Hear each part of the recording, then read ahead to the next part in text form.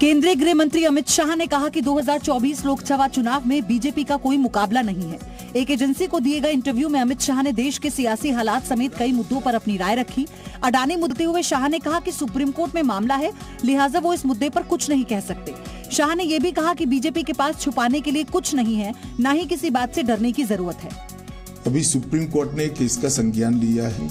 देश की कैबिनेट के सदस्य नाते जब सुप्रीम कोर्ट ने किसी मैटर को सीज किया हो उस वक्त मेरे लिए बोलना ठीक नहीं होगा, परंतु इसमें बीजेपी के लिए कुछ छुपाने को नहीं है और ना किसी बात से डरने की जरूरत है। 2024 में होने वाले लोकसभा चुनावों को लेकर भी शाह ने विपक्ष पर बड़ा हमला बोला। उन्होंने कहा कि 2024 में भारतीय जनता पार्टी का कोई मुकाबला नहीं, पीएम मोदी को जनता का पूरा समर्थन मिला है। शाह ने कहा कि देश एक तरफा मोदी के साथ आगे बढ़ रहा है, फैसला देश की जनता को तय करना है।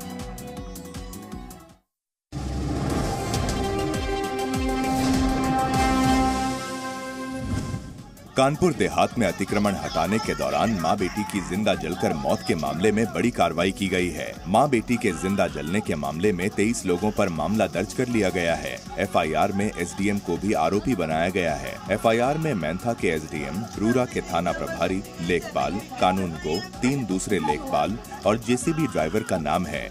एफआईआर में लेखपाल अशोक सिंह को मुख्य आरोपी बनाया गया है। परिवार वालों ने लेखपाल पर जिंदा जलाने का आरोप लगाया है। वहीं कानपुर हादसे पर विपक्ष योगी सरकार पर हमलावर हो गया है। कांग्रेस और समाजवादी पार्टी ने इस घटना के लिए प्रशासन को जिम्मेदार ठहराया है। समाजवादी पार्टी ने ट्वीट कर कहा है कि कानपुर के मडौली गांव में बुलडोजर कार्रवाई के चलते लगी आग में मां बेटी की जलकर हुई मौत की घटना बेहद शर्मनाक है। वहीं कांग्रेस ने कहा है कि यूपी में तानाशाही चरम पर है। कांग्रेस ने भी इस मामले में कड़ी कार्रवाई की मांग की है। दूसरी ओर पुलिस ने एक बयान जारी कर कहा है कि मामले की जांच की जा रही है और दोषियों के खिलाफ कड़ी कार्रवाई की जा रही है।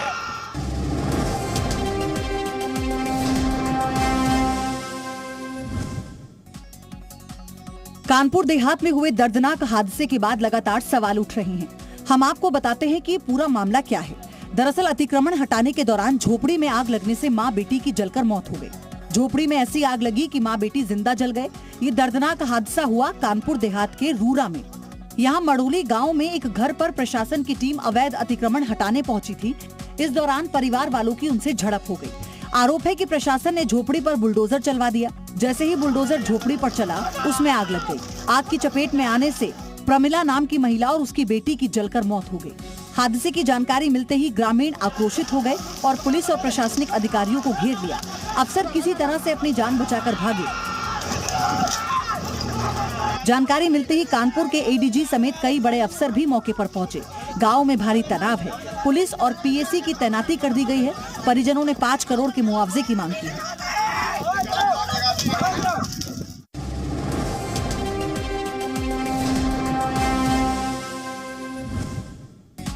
14 फरवरी 2019 को जम्मू कश्मीर के पुलवामा में हुए आतंकी हमले ने देश की आवाम को वो दर्द दिया जिसके जख्म आज भी ताजा हैं। जिस हमले में देश के 40 जांबाज सैनिक शहीद हो गए थे, आज पुलवामा हमले की 4थी बरसी है। आज देश अपने वीर जवानों को याद कर रहा है। प्रधानमंत्री नरेंद्र मोदी ने भी पुलवामा हमले में शहीद हुए जवानों को नमन किया और उन्हें श्रद्धांजलि दी है। आज ही के दिन 2019 में 78 बसों में सवार होकर सीआरपीएफ के 2500 सैनिक जम्मू से श्रीनगर जा रहे थे। तभी विस्फोटक से भरी एक कार काफिले की बस से टकरा गई, जिसकी वजह से बड़ा धमाका हो गया था और देश ने अपने 40 वीर जवानों को खो दिया था। इस हमले की जिम्मेदारी पाकिस्तान में मौजूद आतंकी संगठन जैश ए मोहम्मद ने ली थी। इस हमले के ठीक 12 दिन बाद भारत ने पाकिस्तान को करारा जवाब दिया था। भारतीय वायुसेना ने पाकिस्तान के बालाकोट में घुसकर मौजूद जैश ए मोहम्मद के ट्रेनिंग कैंप और ठिकानों को तबाह कर दिया था।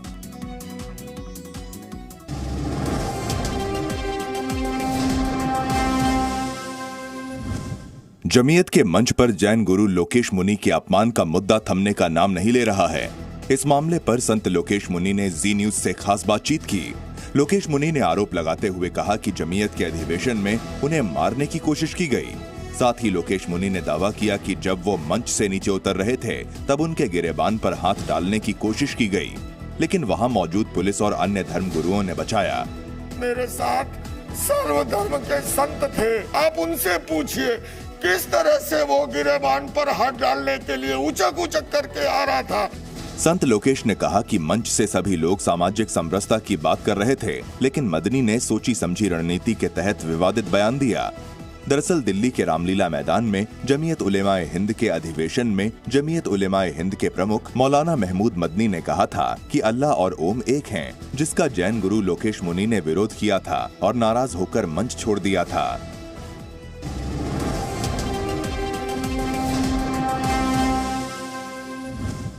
मध्य प्रदेश के पूर्व सीएम और कांग्रेस नेता कमलनाथ ने सोमवार को बागेश्वर धाम की यात्रा की। इस यात्रा ने राज्य में नई राजनीतिक बहस शुरू कर दी है। कमलनाथ की इस यात्रा पर बीजेपी ने चुटकी लेते हुए कहा कि कांग्रेस चुनाव को ध्यान में रखते हुए हिंदू और हिंदुत्व की ओर बढ़ती है।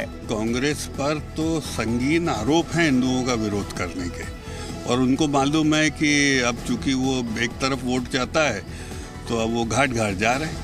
कमलनाथ के दौरे पर सियासी चुटकी ले रही बीजेपी को कांग्रेस ने जवाब दिया है।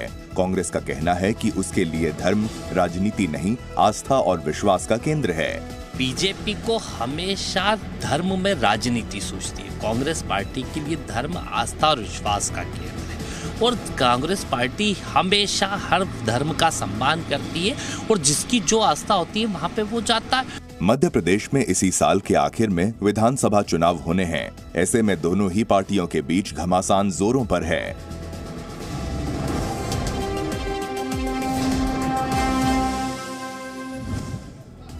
राष्ट्रपति के अभिभाषण के लिए पेश धन्यवाद प्रस्ताव के दौरान राहुल गांधी और पीएम मोदी का दिया भाषण राजनीतिक तूल पकड़ता जा रहा है। पीएम मोदी पर आरोप लगाने वाले भाषण के लिए राहुल गांधी को विशेषाधिकार हनन का नोटिस क्या दिया गया? राहुल ने केंद्र पर हमला बोल दिया। I did not insult anybody. I was asked to show proof.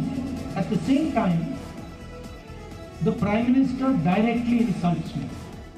Rahul ने पीएम मोदी के सरनेम वाले बयान पर भी पलटवार किया। He says, why is your name Gandhi and not Nehru? Wayanad में राहुल के भाषण पर केंद्रीय मंत्री गिरिराज सिंह ने जवाब दिया है। जो असंवैधानिक होता है उसको अस्पंज कर दिया जाता है, वो किसी पद से नहीं होता। राहुल गांधी जितना बात बकवास कर रहे थे तो उस बकवास को अस्पंज नहीं किया जाता तो क्या किया जाता?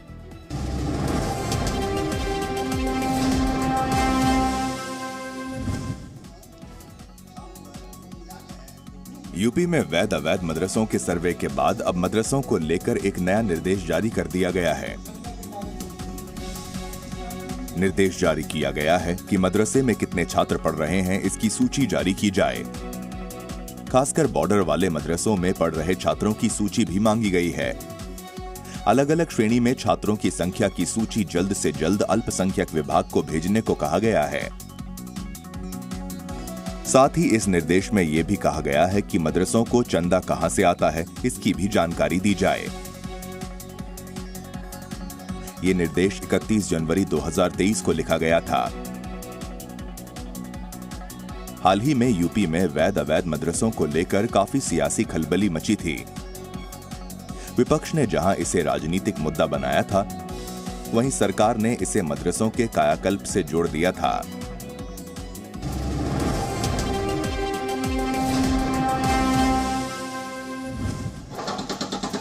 दिल्ली के महरौली में डीडीए की डेमोलिशन ड्राइव लगातार जारी है और अब दिल्ली में डीडीए का बुलडोजर 1 महीने तक लगातार चलेगा। दिल्ली में अतिक्रमण पर अब लगातार कार्रवाई होगी और ये कार्रवाई अगले महीने तक चलेगी। अभियान के चौथे दिन भी डीडीए ने तोड़फोड़ की कार्रवाई की। इस दौरान कई अवैध अतिक्रमण गिराए गए। इस बात की संभावना जताई जा रही थी कि डीडीए की अतिक्रमण विरोधी मुहिम पर रोक लग सकती है, लेकिन ऐसा कुछ नहीं हुआ। डीडीए के दिए नोटिस पर लगातार कार्रवाई होती रही। इस बीच नाराज स्थानीय लोग भी कार्रवाई का विरोध कर रहे हैं। खासकर महिलाओं से डीडीए की टीम को विरोध का सामना करना पड़ रहा है। इस बीच नाराज स्थानीय लोग भी लगातार कार्रवाई का विरोध कर रहे हैं। कार्रवाई के विरोध में हो रहे लगातार हंगामे के बीच अतिक्रमण हटाने वाली जगहों पर भी सुरक्षा बढ़ा दी गई है।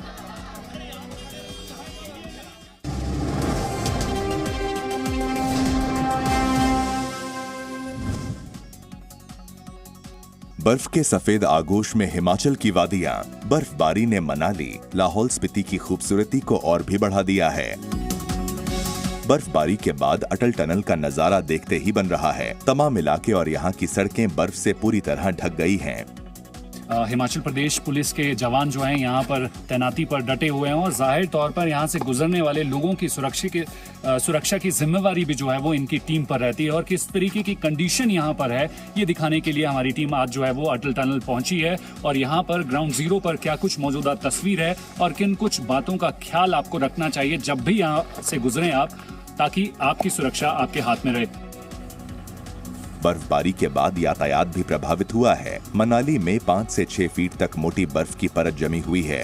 हालांकि मार्ग बहाली का काम लगातार जारी है। बर्फबारी और तेज हवाओं ने यहां शीतलहर को और बढ़ा दिया है।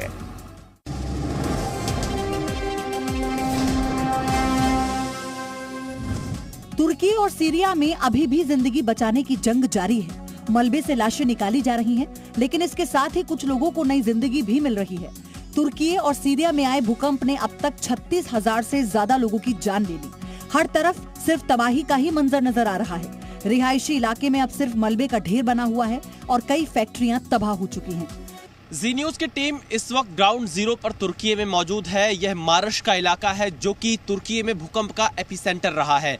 यहाँ पर न सिर्फ रिहायशी इलाकों में बड़ा नुकसान हुआ है, बल्कि तुर्की के उद्योग का जो इलाका था, औद्योगिक गलियारा, वहां पर भी जो फैक्ट्रियां बनी हुई थी वो गिर चुकी हैं। मलबे से जहां लाशों को निकाला जा रहा है, वहीं कुछ जिंदगियों को नई जिंदगी भी मिल रही है। रेस्क्यू ऑपरेशन के दौरान लोगों को बचाया जा रहा है। तुर्की में एक बच्ची को सफलतापूर्वक रेस्क्यू किया गया।